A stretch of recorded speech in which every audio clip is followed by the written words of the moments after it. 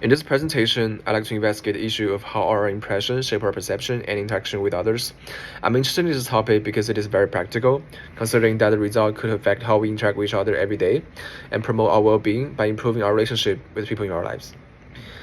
The first paper I examined is the long-term effect of new evidence on implicit impression of other people, which basically investigate how potentially our implicit impression of others could change over time.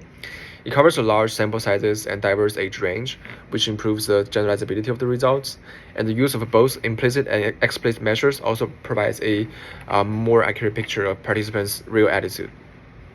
However, some participants didn't complete all components of the study, which may incur bias in the results, and the study also excluded participants who spoke Mandarin, which limits the generalizability of the findings to a more diverse background.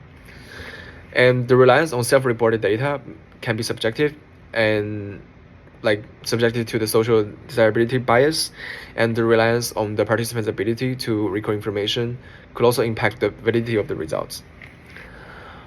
And also, the way implicit attitude was measured was restricted to the specific experiment context. The participants have a pre-existing bias toward Chinese pictograph may influence their responses. The second paper I examined is the social attributions from faces may bias human choices, which basically is a scholarly examination of the facism, or the tendency for individuals to make judgment about a person's character, intentions, and abilities to make based on their facial experiences, their facial appearances. The article examined a wider range of real-world applications, which includes politics, business, and law, which is make it more relevant practical to the general context. And the findings and conclusions in this paper are supported by a comprehensive review of the empirical studies and literature, which enhances the reliability and validity of the results. And the paper acknowledged the negative implication of relying heavily on the facial appearances for judgment and decision-making, emphasizing the need for strategies to mitigate this effect. While the article references multiple studies, it is possible that the research cited may not be fully representative of all cultures in facial interpretations. While the article calls for reduction in the influence of facial appearances on judgment, it doesn't provide specific strategies on how to achieve this, making it less practical for real-world applications. And the researchers assume a general trend in perceiving faces without delving too much into the individual differences in these perceptions. So people may vary greatly in how they perceive and interact facial features based on their own personality, experiences, and cultural backgrounds.